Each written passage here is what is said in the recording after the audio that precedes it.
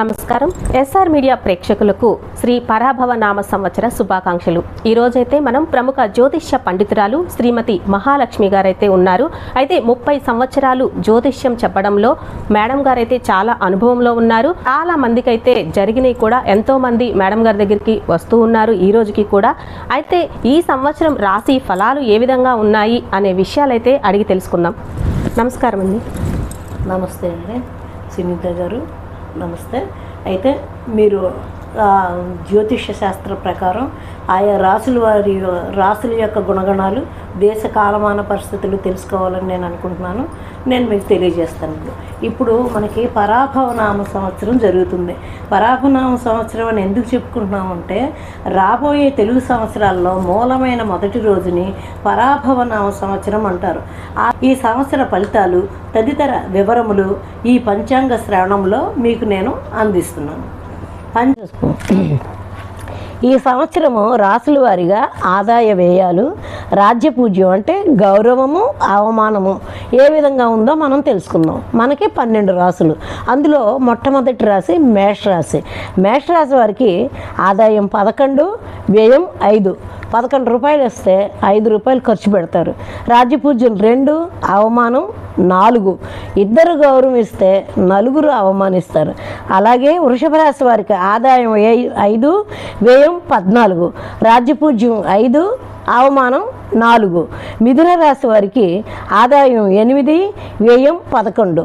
రాజ్యపూజ్యం మిథున రాశి వారికి 1, అవమానం 7. వీళ్ళకి రాజ్యపూజ్య అవమానాలు చాలా కొంచెం ఇబ్బందికర పరిస్థితుల్లో ఉన్నారు. ఒక్కళ్ళు గౌరవిస్తే 7 అవమానిస్తారు.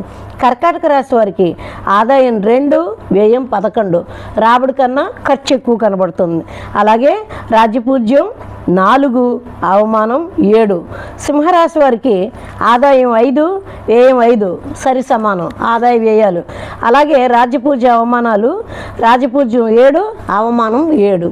ఇది కూడా సరి సమానంగానే ఉంది సింహరాశి వారికి. కన్యారాశి వారికి ఆదాయం 8, వ్యయం 11.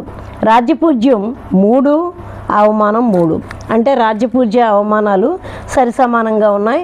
ఆదాయ వ్యయాలు మాత్రం కొంచెం హెచ్చు తగ్గుల్లో ఉన్నాయి. అలాగే తులారాశి వారికి ఆదాయం 5, వ్యయం 14. రాజ్యపూజ్యం 6, అవమానం 3. వృశ్చిక రాశి వారికి ఆదాయం 11, వ్యయం 5. రాజ్యపూజ్యం 2, అవమానం 6. ధనుసు రాశి వారికి ఆదాయం 14, వ్యయం 11. రాజ్యపూజ్యం 5, అవమానం 6. మకర రాశి వారికి ఆదాయం 2, వ్యయం 8. రాజ్యపూజ్యం 1, అవమానం 2. కుంభరాశి వారికి ఆదాయం 2, వ్యయం 8. రాజ్యపూజ్యం 4, అవమానం 2. మీనరాశి వారికి ఆదాయం 14, వ్యయం 11. రాజ్యపూజ్యం 7, అవమానం 2. ఈ రాశి వారికి, మీనరాశి వారికి ఆదాయ వ్యయాలు చాలా బాగున్నాయి. అలాగే రాజ్యపూజ్య అవమానాలు కూడా బాగున్నాయి. ఇంకా రాశుల వారిగా కందాయ ఫలాలు మనం తెలుసుకుందాం. కందాయ ఫలాలు తెలుసుకోవడం అంటే 4 నెలలకోసారి వీటిని మనం గుర్తుంచుకోవచ్చు. కందాయ ఫలాలను ఏ విధంగా తెలుసుకోవాలో మీకు చెప్తున్నాను. అశ్విని వారికి 4, 2, 4. భరణి వారికి 7, 0, 2. కృత్తిక 2, 1, 0. రోహిణి 5, 2, 3. మృగశిర 2, 0, 0, 1. ఆరుద్ర 3, 1, 4. పునర్వసు 6, 2, 2. పుష్యమి 1, 0, 0. ఆశ్లేష 4, 1, 3. మఖ 7, 2, 1. పుబ్బ 1, 0, 4. ఉత్తర 5, 1, 2. హస్త 0, 2, 0. చిత్త 3, 0, 3. స్వాతి 6, 1, 1. విశాఖ 1, 2, 4. అనురాధ 4, 0, 2.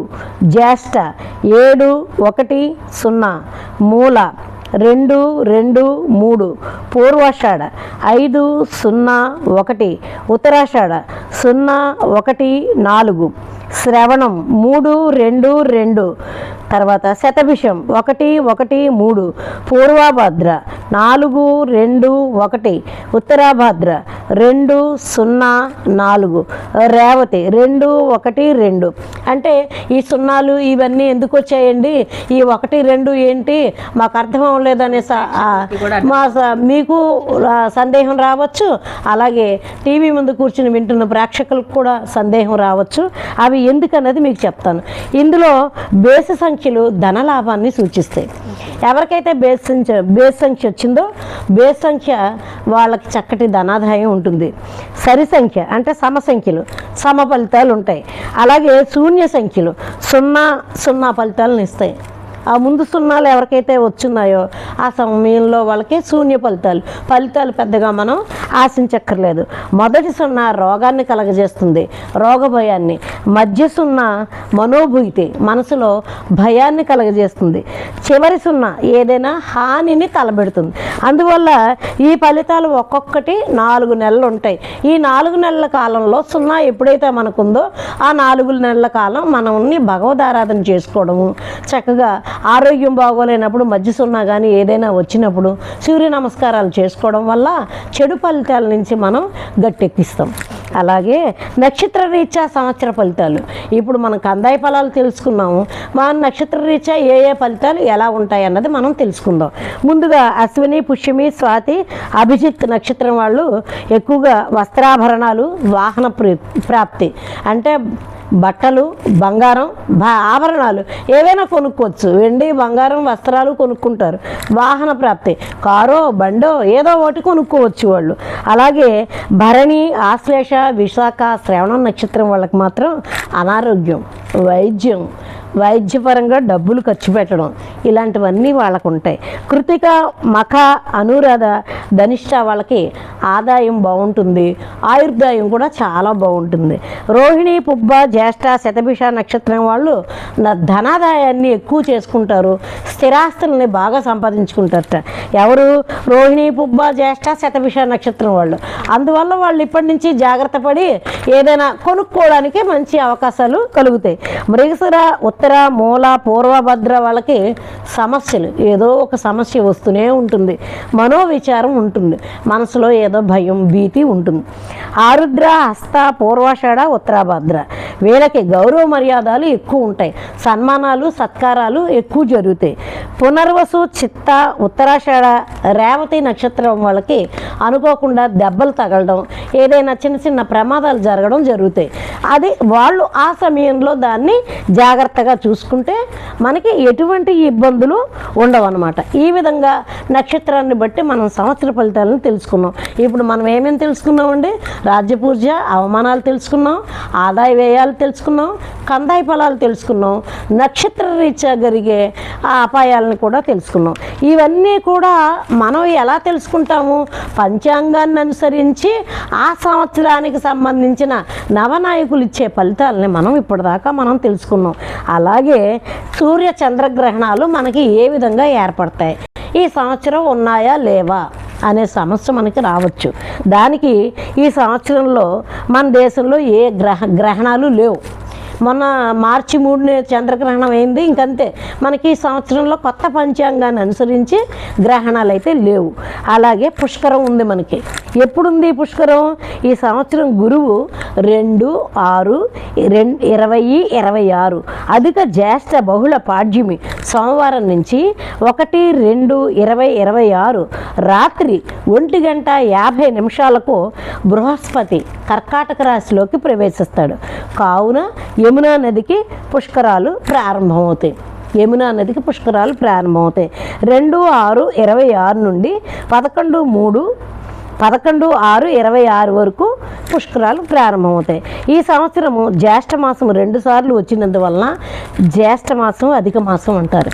ఈ అధిక మాసంలో మనం ఎక్కువగా ఏ నెల నుంచి ఉందంటే మే నెలలో 17వ తేదీ నుంచి జూన్ 15 వరకు అధిక మాసం. ఈ అధిక మాసంలో మనం శుభకార్యాలు ఏవి చేయము. ఇప్పుడైతే 12 నెలలు కాదు 13 నెలలు ఉంటాయా? అంటే అధిక మాసం ఆ లెక్కగా అలా అనుకుంటాం. కాకపోతే ఇంగ్లీష్ చాంద్రమాన ప్రకారం 12 నెలలే. ఆ నెలలో అధిక మాసంలో మనం శుభకార్యాలు చేయం. తర్వాత పితృకార్యాలకి చాలా మంచిది. అంటే చనిపోయిన వాళ్ళకి వాళ్ళందరికీ కూడా పిండ ప్రదానం చేసుకోవడం కానీ మన ఇంట్లో ఏవైనా అలాంటివి చేసుకుంటే అది పితృశాపాలున్నా ఏమున్నా తీరుతుంది. ఆ సమయంలో కనుక మనం చేసుకుంటే అవకాశం ఉన్న వాళ్ళు తప్పకుండా ఈ అధిక జ్యేష్ఠ మాసంలో కనుక ఇది చేసుకుంటే పితృకార్యాల వల్ల వచ్చే ఆటంకాల నుంచి మనం తప్పించుకోవచ్చు అని చెప్తారు. యమునా నది పుష్కర స్నానం ఆచరించి పితృకార్యం చేసుకుంటే అవన్నీ మనకు సరిపోతాయి. అందువల్ల అవి మనకి మంచి సత్ఫలితాలు ఇస్తాయని మనం చెప్పుకోవచ్చు. ఇంకా ఎంతవరకు మనం అన్నీ చాలా వరకు ఇంచుమించు తెలిసేసుకున్నాం. అయితే ఇంకా మీకు ఇంకా చిన్న చిన్న సందేహం రావచ్చు.